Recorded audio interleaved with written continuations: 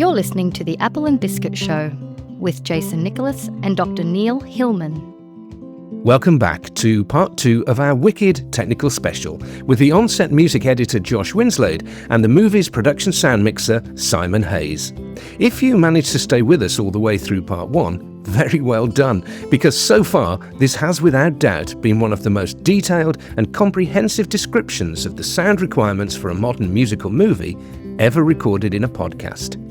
And there's still more to come. In part 1, we concentrated on the playback side of things, but in this episode we're going to hear more from Simon about the creative decisions behind his sound recording strategy, his timing and justification for switching to digital radio mics, and the lowdown on how a great relationship with a visual effects supervisor is so important in the quest for capturing the best possible performance from artists on set.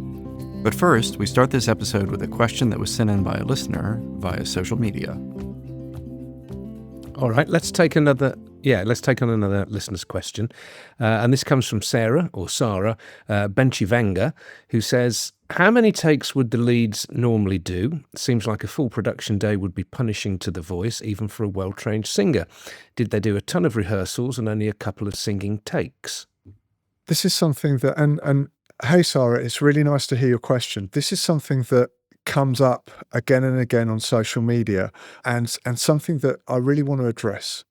The first thing is pro singers like Cynthia and Ari know exactly how to use their voices and have continuity and stamina within their vocals. And both of these artists had incredible stamina. And what they weren't going to do, which I've seen on film sets before, is blow out their vocals. And I haven't just seen it in live singing. I've seen it with actors in shouting scenes where they've gone 100%, and by take number 5, they can't do it anymore. What both Cynthia and Ariana were fantastic at was going to 90%, which appears as if it's 100%, but means that they can do it all day long. There is no performance negative from going to 90% versus 100%. The only difference is at 100%, you're not going to be able to do it all day. And so, and I'm talking about volume here, guys. I'm not talking about creative performance. I'm talking purely in terms of volume. They were both able to sing all day. But something else that I'm not sure whether this is what Sarah's getting at, but just to address other stuff that has come up on social media, no one is singing a whole song every time the camera turns. What we're doing is we're cutting this up in the same way as we'd shoot dialogue. Every time we turn over the cameras on a normal movie that isn't live sung, we're not having the actors play the whole scene. We're having the actors only play the part of the scene that the camera is on the correct angle for. And so essentially, before we get into take numbers and rehearsals and stuff like that, let's just say that every time Cynthia and Ari sung, it was only for the section of the track that the camera is on the correct angle for. So it may only be one line of singing. It may be 4 lines of singing. It may be 8 lines of singing. But what it very, very rarely was a whole song. I mean, in fact, I can't think that we ever did that for a whole song. And that's something for people who aren't in film. I mean, I'm not sure, we've probably lost them by now with the amount of technical information that we're going into here. I would imagine that anyone listening at this point to this podcast is pretty immersed in film. I would have thought so. But, you know, we're only capturing the appropriate piece of the song. In terms of how many takes, you know, John didn't do lots and lots and lots of takes, and he didn't need to, because Cynthia and Ari were just knocking this out the ballpark, as was Johnny Bailey, as was Jeff Goldblum, and as was Michelle Yeoh. You know, we didn't really need to do a lot of takes. I would guess on average the amount of takes we were doing was 3 or 4. Do you think that was about right, Josh? I'd agree with that. And just to add something else to Sarah's question, there is no version of this where rehearsals were ever for the girls singing. No. Like, they have sung this song by that point 100 times. They've done pre-records in the studios. They know it like the back of their hand. They're not, those rehearsals have nothing to do with their vocals or warming themselves up, well, let's or to do with their let's also say something else here, Josh. The fact is, we weren't doing the rehearsals were generally with a stand-in, a place marker, so that we could get crane Yeah. marks and focus Yeah. marks and lighting cues. Okay, when Ari or Cynthia walk onto the set, or Johnny or Jeff or Michelle, guess what? Roll cameras. We're rolling. Okay, and Maybe a rehearsal. not very often. Very, very rarely. No, because not very John's often at all. perspective would be, what happens if there's something magical that happens in this rehearsal and we weren't rolling on it? And this is another reason why the sound and music team have to be absolutely on their A game, because we're shooting the rehearsal, and guess what's going to happen when we cut? Get ready, go again, roll camera. So really all of my gain structures, all of Josh's cues, we've got to have it on lockdown. There isn't this like 1980s, let's do a rehearsal and then let's all take 3 or 4 minutes to think about it. We're rolling cameras, and when we cut, the actors are in the moment. Okay, everyone, okay, let's go again. That's the way we shoot, and that's not just Wicked, and that's not just live sung musicals. That's movie making now. We've got to be ready for the first rehearsal is take number 1. Can I ask you guys a question? Are we blowing your mind? Yeah, kind of. I just want you to know, Josh, that I am talking to you down a Total Mix RME Babyface Pro. That's how you're hearing me, okay? I just want you to know that I am across this technology, all right? I'm across this technology. I think that you have a studio in your backpack then with that machine. It's honestly, I have such an affinity to it because it got me through a year of filming one of the most amazing things I've ever, been able to be a part of. It didn't fail once. When Jason and I were thinking about this conversation with you and Josh, obviously it sort of breaks down into 2 halves, because there's the playback and there's also the recording. So, I mean, we've gone quite deeply into the to the playback at the moment. Let's just ask you a few questions, Simon, if we may, on the production side. So, for instance, what's on your ISO tracks? What brand of radio mics are you using? What brand of IEMs? Can you talk about the in-ear monitors that actually were the earpieces themselves, and how they were arranged so that we didn't actually see them in the final movie? Neil, that's a great question. We've spoken a lot about Pro Tools sessions and about how they integrate with post-production, but let's really talk about picture editing.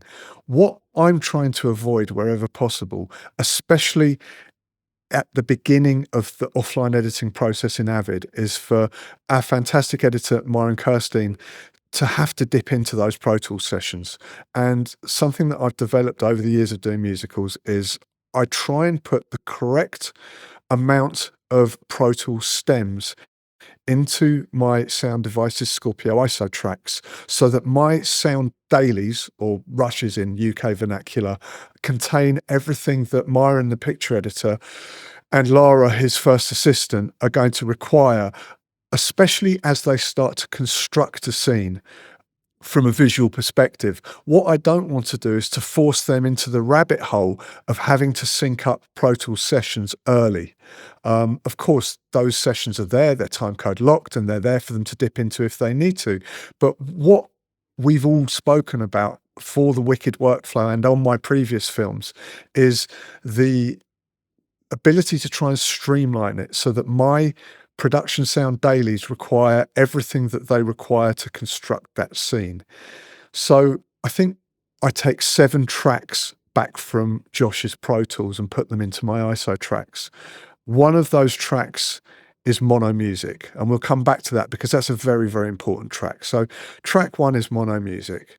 Then, and this isn't where they sit in my ISO tracks. When I say track 1 is my mix track, but track 1 of what Josh sends to me is mono music. Track 2 is music left.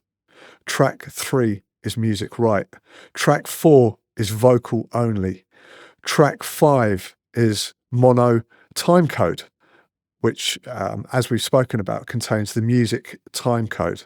Track 6 is effects, because sometimes we find effects have found their way into the music tracks, especially on Rob Marshall films, actually. Rob Marshall often has the sound of waves, for instance, if it's a sea shanty, embedded into his effects track. So we always have an effects track.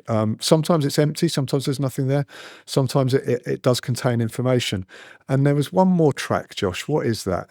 So we've done mono music. Keyboard. Of course, live keyboard. Okay, so then we've got also the mono live keyboard, which we go to should Cynthia or Ari want to leave the tempo to be able to drive the performance emotionally. What we wanted to do throughout Wicked was to give them the ability, whenever possible, to be able to just take a moment, lead a live keyboard specifically for really emotional parts, and then we would segue back into Pro Tools playback at a specific bar number. We'll talk more about that later, but that's our 7 tracks which make their way into sound dailies. Now, what I do for the picture editor is I do a mono mix on track 1, which is my vocal mix. Now, something that both Andy Nelson, the re-recording mixer, who I've got a long relationship with, and myself do, is we both treat dialogue and vocals as if they're the same. Because why wouldn't we? Surely one of the things that we notice about old school musicals is that brick wall transition. In other words, there isn't a transition from dialogue on the set into lip sync pre-recorded vocals, where you go, oh, there's the lip sync. And something that we don't need to worry about at all on a live sound musical is that transition, because there won't be, because the person that's speaking on the set is also going to be singing live on the set. So effectively what I'm doing is, on track number 1, I'm doing a mix that contains the dialogue and the live sung vocals for the picture editor. What I'm not doing is embedding music into that live sung vocal. Because if I embed music into it at what I think is an appropriate volume, then I'm basically dictating to Myron, the picture editor, based on what I'm hearing through my onset headphones. I'm dictating what level the music's going to have to play under the vocal for his Avid playout and what he's cutting with. And I don't think that's appropriate, because he's going to want to have control over that. And if I do embed that music into track number 1 and mate it to those live sung vocals, what I'm going to cause him to do is to basically become a dialogue editor and to go back into my ISO tracks and reconstruct my live sung vocal tracks. And if I'm weaving in and out of radio mics and booms, and I know that I'm making the correct decisions as a production sound mixer, number 1, I don't want a picture editor to have to go back in and try and reconstruct that mix, and they're basically recomping my vocal mix. But also, Myron doesn't want to do that, because he's a picture editor and not a dialogue editor or a vocal editor. And it's not only is it not his primary skill set, although he could, but also it takes time away from his ability to be editing the picture. So on track number 1, I've got my dialogue and vocal mix, and on track number 2 is mix track 2. What I've got there is I've got the mono mix ISO, but instead of having it at 0 dB gain, in other words, the same gain that it's arriving at from Pro Tools, which is on track number 27 or wherever it really inhabits on Scorpio, it will be at 0 dB gain, full range, full dynamic range. What I will do on track number 2 is I will reduce that. I may even be riding that volume as we're shooting, it depends, and what I will be doing is playing that at an appropriate level, so that the vocal and the mono music, when it is summed together, creates something that is an appropriate mix for dailies, for John Chu's headphones as we're shooting, for everyone else's headphones as we're shooting. But effectively, when you dissect those 2 tracks and split them back up, you've got an a cappella version of the song on track number 1, and you've got a gain adjusted mono music track on number 2. That also has the added positive of when studio executives are watching dailies on their iPad or on their MacBook Pro sitting in Burbank in California. What we do is we sum those two tracks together, so that instead of hearing the vocal coming out of the left speaker on their MacBook Pro and the music coming out of the right speaker on their MacBook Pro, those two tracks are summed together for Daly's play out, so that what the production executives are hearing is a mono mix with an appropriate amount of music. Now, just to dive into this even deeper, most picture editors now are cutting in 5.1.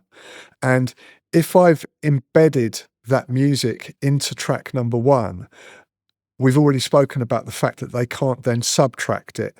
But what I also want them to be able to do is when they are doing a very quick Avid play out, without leaving my Scorpio dailies, they can take the stereo left and right music that I've got on tracks 25, 26 and create a stereo version from my dailies without going anywhere near Josh's Pro Tools session.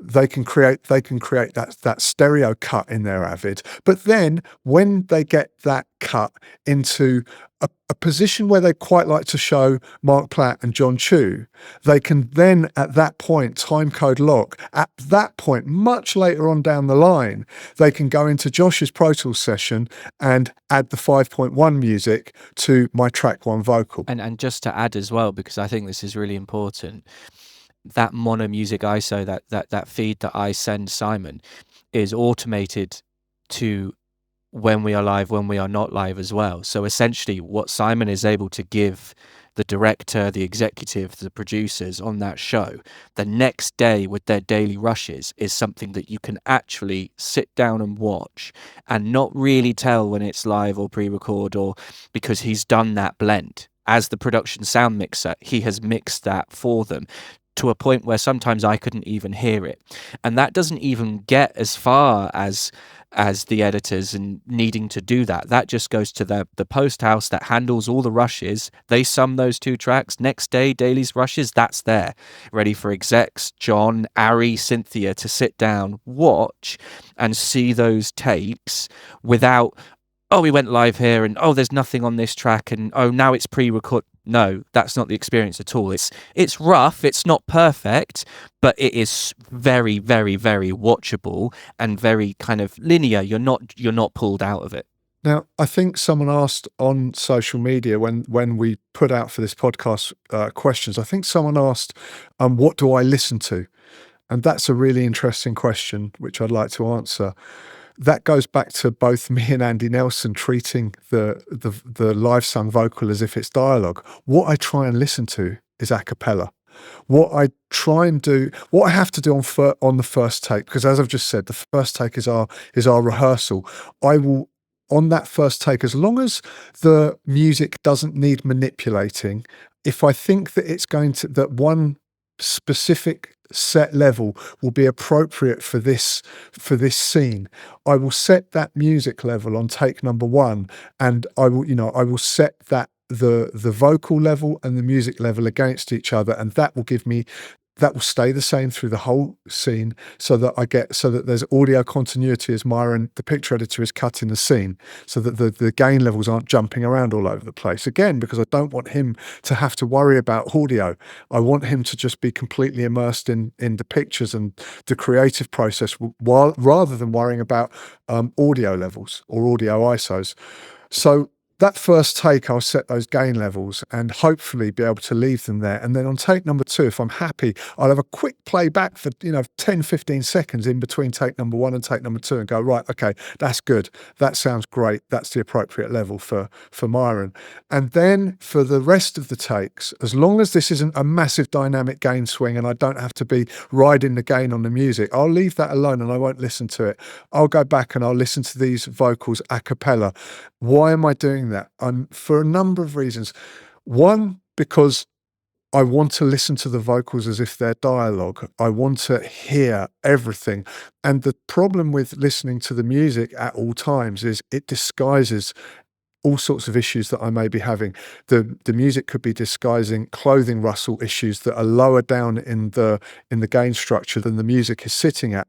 And if I'm listening a cappella, I can be working with Arthur so that in between takes he can do a micro adjustment on a lav to reduce that clothing rustle if required. Also, if I've got music playing on all of those live vocals, I'm not going to hear if craft services have just turned on a noisy generator. That music will basically disguise problems that I should be, as a production sound mixer, solving immediately. What else will the music hide? It'll hide footsteps. Taz, someone there has got a really set of noisy shoes. Can we get in there and put some felt on the bottom of their shoes? Or is that person really in frame? Could we put some carpet under them?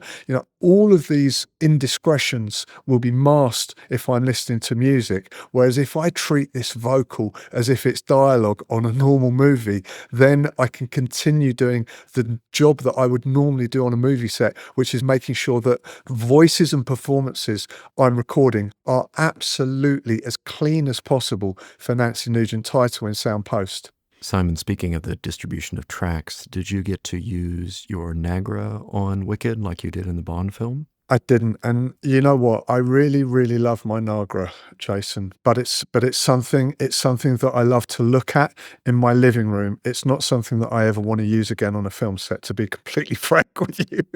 It does lack the necessary Dante integration, I suppose. Very good. Okay, so Simon, one of the burning questions we've had expressed to us by the listener concerns radio mic brands and what it was that you used on Wicked. What can you tell us about what was, I believe, something of a journey for you? Oh, this is something that we haven't really discussed in any of my interviews and podcasts. And you know what, Neil, Jason, thank you for giving us the opportunity to come onto the Apple and Biscuit show and do this technical breakdown, because I think that having listened to everything that we've spoken about so far, we really haven't gone into this much detail about the technical aspect of Wicked on any interviews that I've done, on any other podcasts that I've done. And what I think is really exciting about this is we're giving a roadmap to other production sound mixers, perhaps younger production sound mixers who are going to be faced with these challenges sometime later on in their career. We're giving them a kind of roadmap to start thinking about how to apply their thought process to the technical challenges. So radio mic brands, I always speak a lot about DPA lavs, but very rarely about what we were doing with the transmitters and receivers. And the first thing that I want to say about that is that Wicked was a very, very long project. It was 155 days of shooting. There was an awful lot of prep there. And in the middle of all of it, we had a little break for the actors' strike, which we all had to observe. And so we need to rewind quite a number of years to me putting this kit together for Wicked and making sure that I was going to be providing the correct kit for the job that I could guarantee was going to be rock solid and reliable. Because the primary thing here, especially when we're talking about radio mics, is the fact that we need reliability. And an analogy that I'd like to give to the listeners here is we don't see Formula One testing Tesla engines. We are not going to use the absolute top end of motorsport as a test bed for a new form of engine. And it was exactly the same on Wicked. I knew that fully digital radio mics had just been released as I started putting Wicked together. And I kind of thought about whether I should move on to them. But there was two problems. The first problem was I didn't want to use Cynthia Erivo and Ariana Grande singing live as a test for digital radio mics. I wanted to know that I had absolute reliability. I wanted to know where my gain structures were. I wanted to use something that I knew was going to do 12 hours on set every day, 5 or 6 days a week, and when I would need to change batteries, where my levels would be. And so for that reason, I started Wicked on the exact radio mics which have held me in such great stead for a number of years, which is the electrosonic system. The analog electrosonic system. It's actually called a digital hybrid. The signal itself is in the digital domain within the transmitter, but it goes back into the analog domain for the transmission and reception. And it's a really, really great system. We use the SMB transmitters, which are tiny, very, very lightweight. We can change the power levels to the appropriate requirement for depending on how far away our shark's fins are. And I know exactly what those radio transmitters sound like with DPA lavs, and they sound fantastic. So although I toyed with moving on to a newer system, I decided that this wasn't a film to test something on. That said, as we were shooting, there were other sound mixers who were on smaller films testing the new digital system. And so as we went through months and months of shooting on Wicked, I was watching very carefully the sound groups and the forums and talking to colleagues about their experiences with newer digital systems and starting to formulate a plan.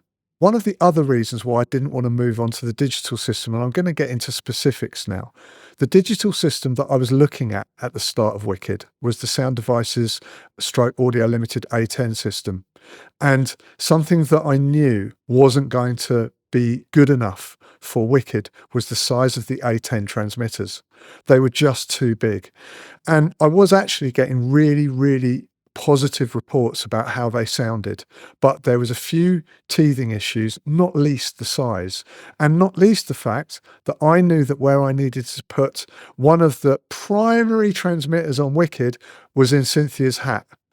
And an A10 transmitter was too big, too bulky, and would have made that hat way too much. And so that was another big, big reason why I stayed with the SMB with the electrosonics, because when we're talking about sound quality differences, we're talking up in single digit percentages. You know, we're not talking about massive night and day differences in sound quality. It's minimal. Okay, I've spoken lots about how I want every single percentage and marginal gains, but not if that's at the expense of an actress saying to me, Simon, why am I using this big pack? It's much bigger than what I've used on my previous film. Or even worse, an actress saying to me, Simon, this hat weighs too much with this transmitter in it. We're going to have to do something about this. So we started on the electrosonics and they sounded absolutely fantastic. As I said, I know where the gain structures are and they just provide excellent clarity and an excellent signal to noise ratio. But when we had a break for the actors' strike, at that point, two things that had happened. The first thing that had happened was Sound Devices had brought out the new A20 mini packs. And suddenly I've got something that's as small as Electrosonics SMB. The other thing that had happened was we were probably, 100 days into our shoot. And during that time, other sound mixers had been using the new Sound Devices system on a bunch of other movies.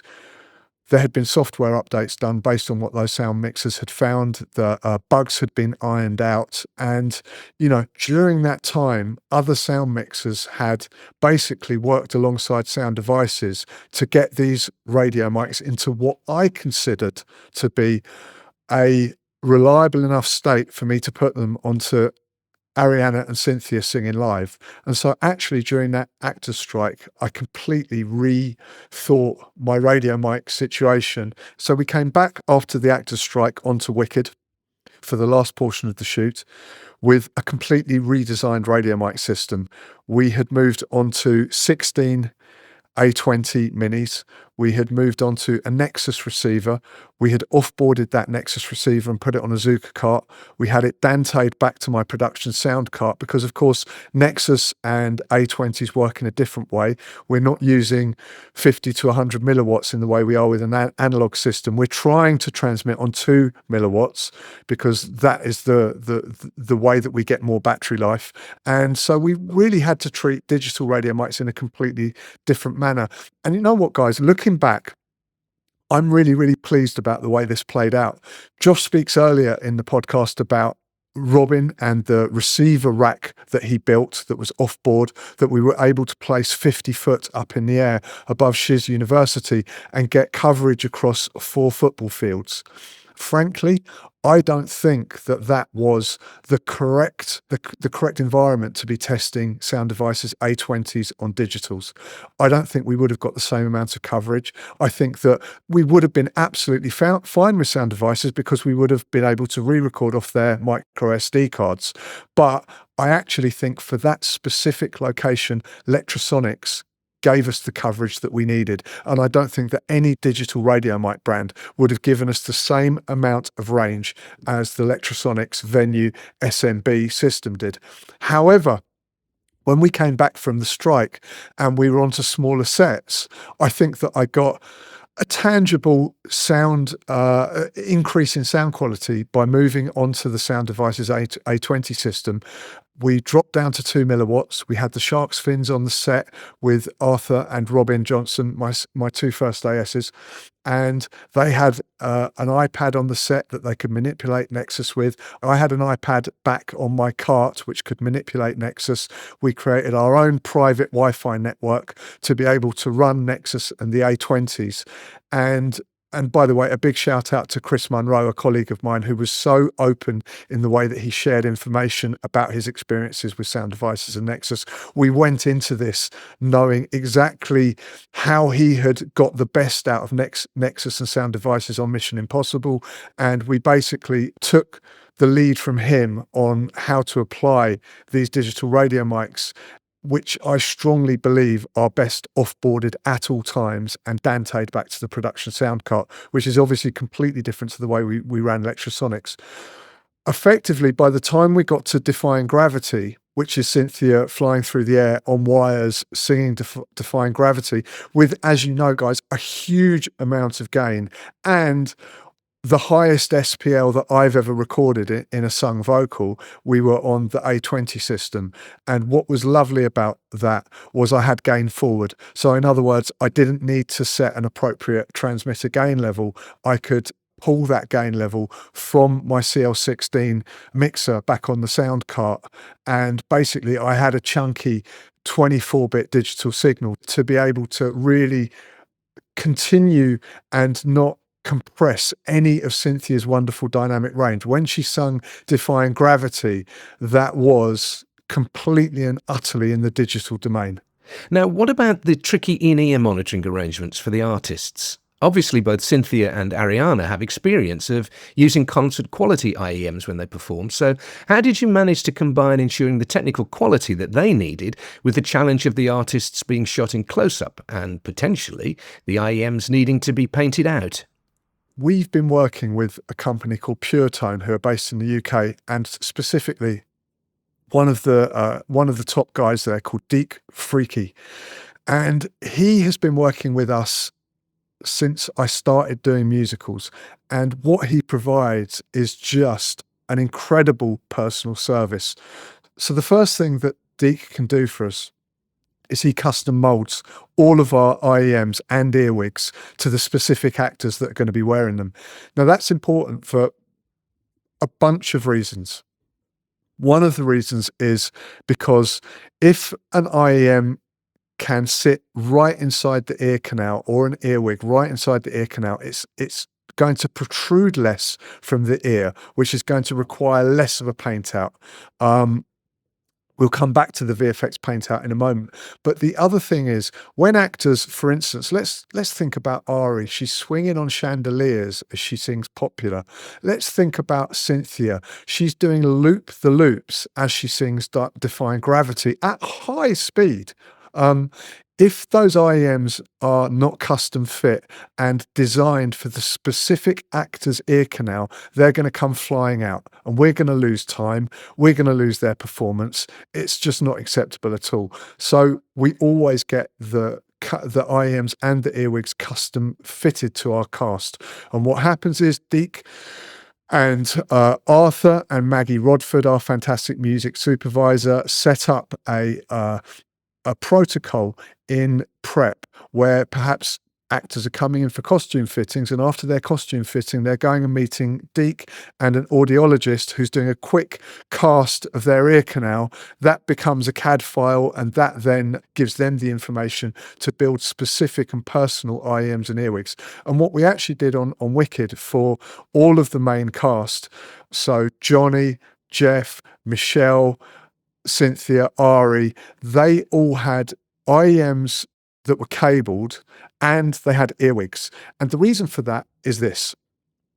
One of the things that I knew was going to be different about Wicked in comparison to the other musicals that I've done that are completely sung live was we were not always going to be playing just a mid-range keyboard into their earwigs. I knew that Greg Wells had produced these backing tracks. I know that Greg is known for his rhythm section, and when we listened to these backing tracks, they were beautiful, they were detailed, they had really high top end, the hi-hats sounded beautiful, but also the bass, the sub bass, the bass guitar, everything about the rhythm section was just incredible.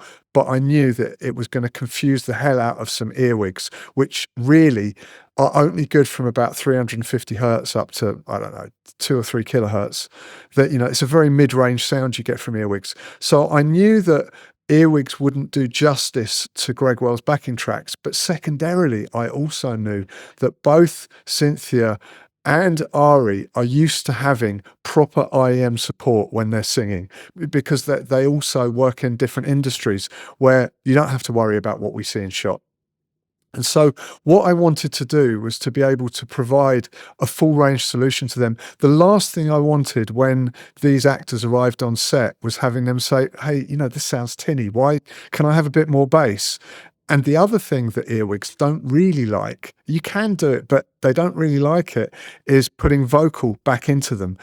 With earwigs, the best way of getting them to sound good is to just put a mid-range signal with no vocal through them, which if you're doing a live sung musical that's only accompanied by a live keyboard, they're great.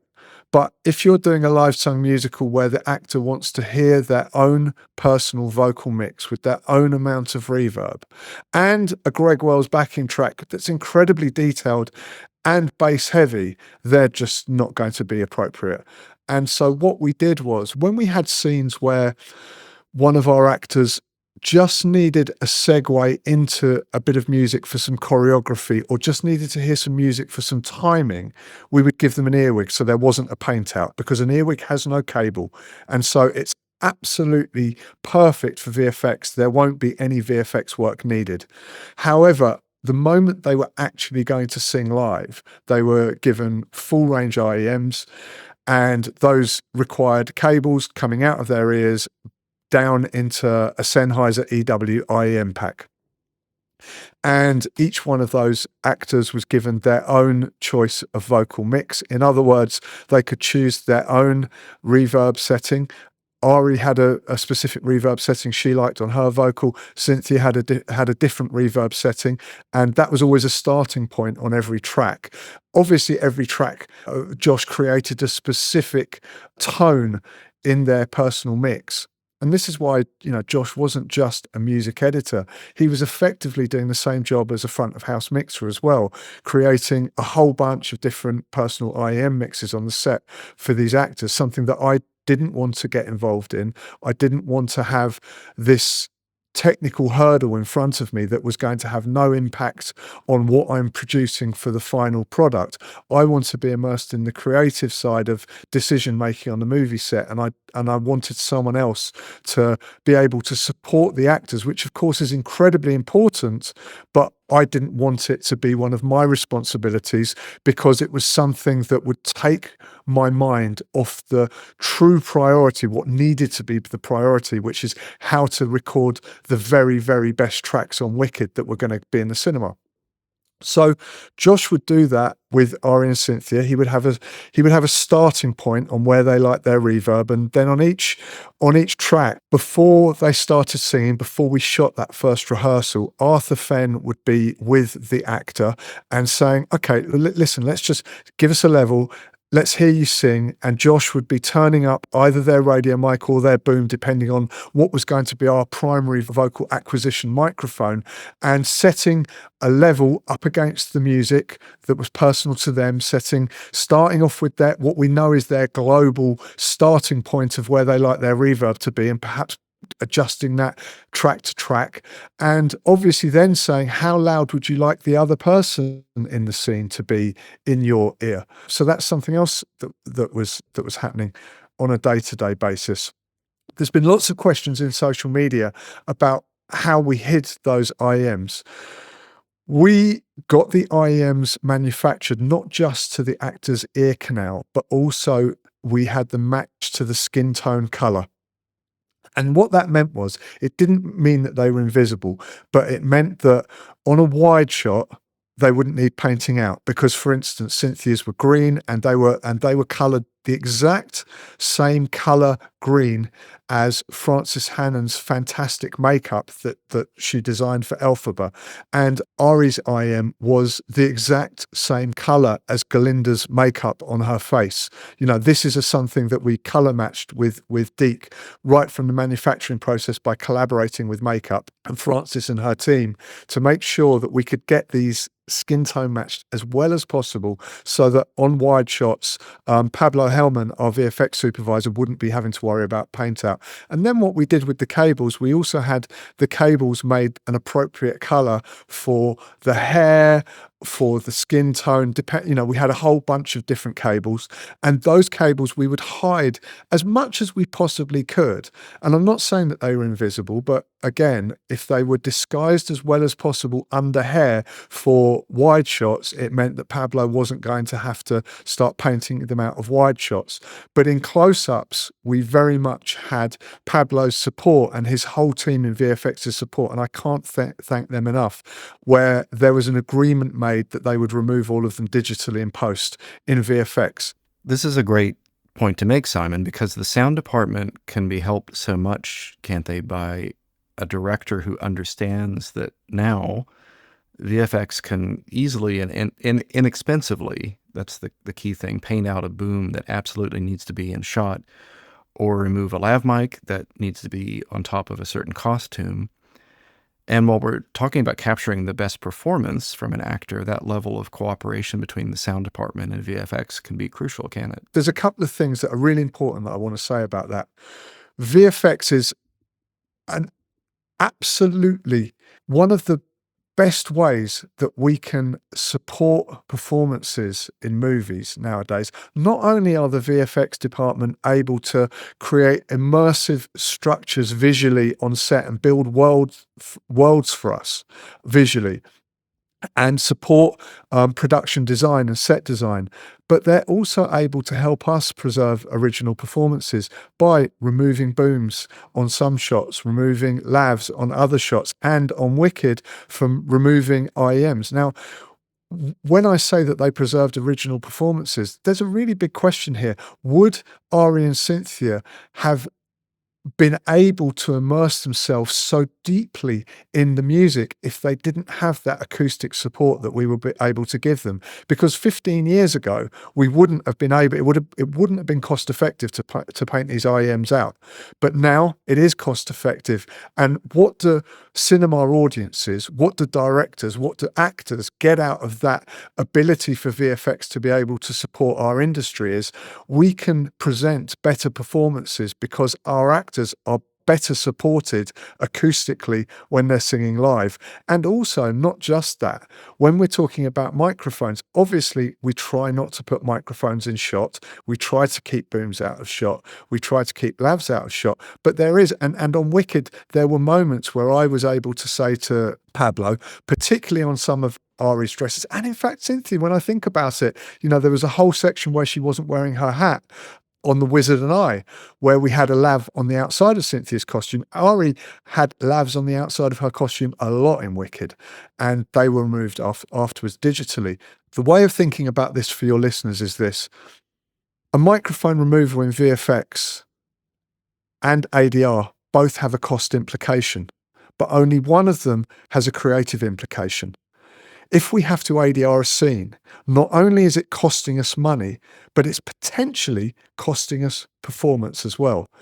If we only have to remove the microphone in VFX, it's just costing us money. It's not costing us the performance. And that's why it's always worth nowadays considering both of those issues, because every year, the ability for VFX to actually remove a microphone, and it's not even a paint out now, often it's just a pixel replacement, which isn't a really intricate process. It can be extremely cost effective to do that, and we're saving those magical original performances. And so that's one of the reasons why I think that it's important for us as an industry to keep up to date on what can be done, not just from a dialogue editing plugins perspective, but also as production sound mixers from a VFX perspective. If that radio mic, if that lav is going to cause ADR because it's rustling with a costume and nothing can be done without putting it in shot, is it worth that conversation with the VFX supervisor? One of the reasons why Pablo was so open to this as well, with microphone removal and with IEM removal, is because in his spare time, Pablo's a musician. And so he gets it. He understood that Ariana and Cynthia needed that acoustic support. And he also understood that if I was saying, Pablo, that lav sounds terrible under all of those beautiful ruffles on Galinda's costume, can I just get it onto the outside? He was able to say, yep, no problem, we can remove that in post. Simon, there have been times when I've been mixing both on location and in the mixing theatre when I can feel a huge surge of emotion that I can barely contain. Sometimes it's the way that I gauge if I've hit the mark with what I'm trying to achieve with the soundtrack. So do you ever find yourself getting emotionally involved with the narrative or the character that you're recording?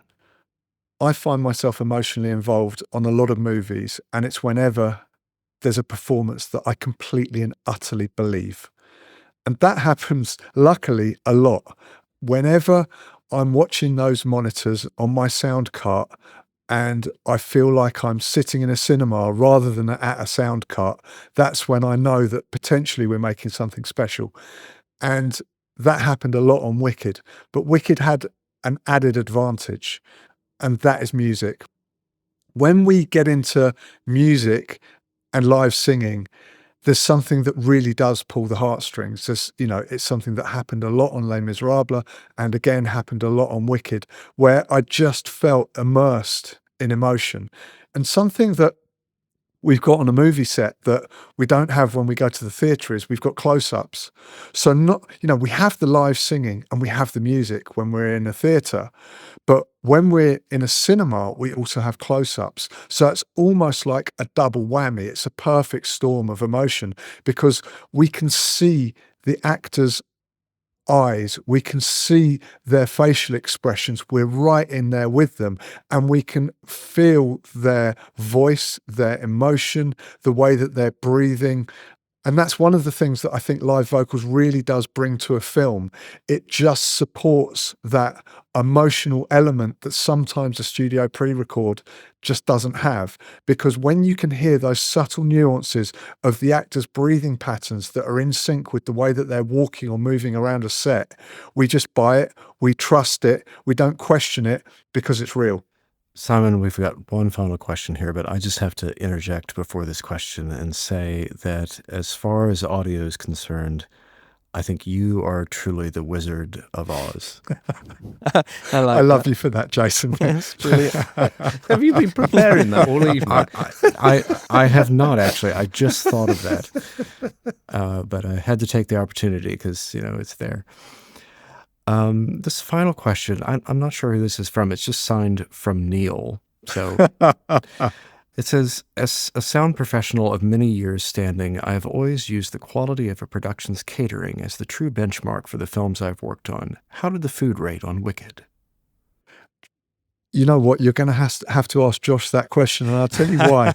I'm really careful with my diet, and you'll generally find me eating, chicken and salad. That's as I've got older, that's how I keep myself in shape. I try and keep myself in good shape so I can continue to deliver on these movies. And one of the ways I do that is by being very careful about my diet. Josh, what was the catering like on Wicked? It was good. Yeah, no, they did a good job. Yeah, that is quite funny. I think Simon's almost as passionate about his body and his health as he is about sound. Almost as passionate.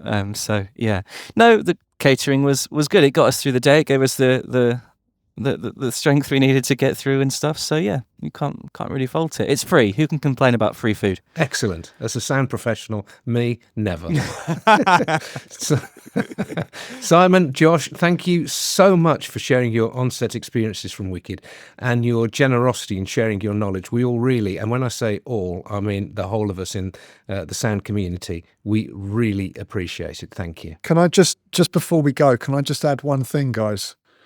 Can I just say that what I'd like to do is to just elevate outsiders and other departments' perspective on production sound. Too long we've been seen as technical support networks that sit outside the set and only complain when we need one more take. We are creative collaborators with directors, and we need to shout that from the rooftops. It's really, really important. Sound is not sound. Sound is performance.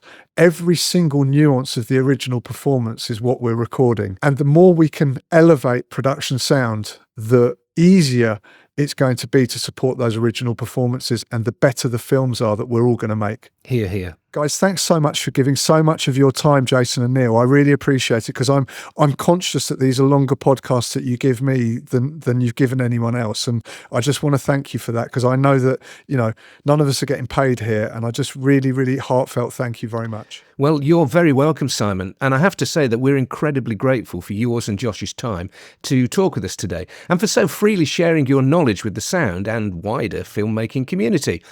And also thanks for the way that you've been so supportive to me and Jason in what we're trying to do and the people we're trying to reach with the Apple and Biscuit Show podcast.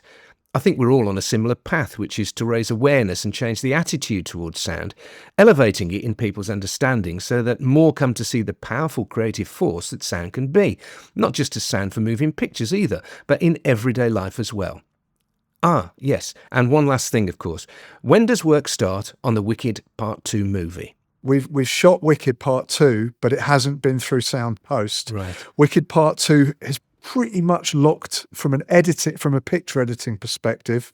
Sound post is playing around, and they're starting in earnest in the next couple of weeks.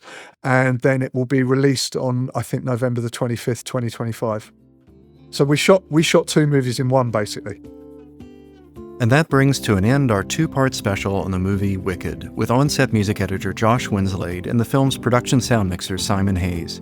Part 1 of the Wicked special, and indeed all of our previous episodes of the Apple and Biscuit Show, are available on your favorite podcast platform, such as Apple Podcasts, Spotify, or Amazon Music. Also be sure to follow us on Instagram at Apple and Biscuit Show.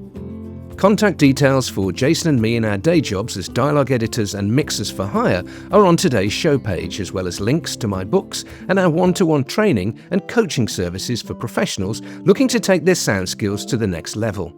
Whether that's as a developing sound professional, or maybe you're a picture editor or a film director looking to better understand and unleash the full emotional power of a well-thought-out soundtrack. Whichever you are, you'll be made most welcome, and it'll be our pleasure to help you on your journey to discover the hidden magic of sound. And as always, thanks for listening. The Apple and Biscuit Show is written, produced, and presented by Jason Nicholas and Dr. Neil Hillman. It is edited and mixed by Jason Nicholas in our Sydney studio. Apple and Biscuit Show.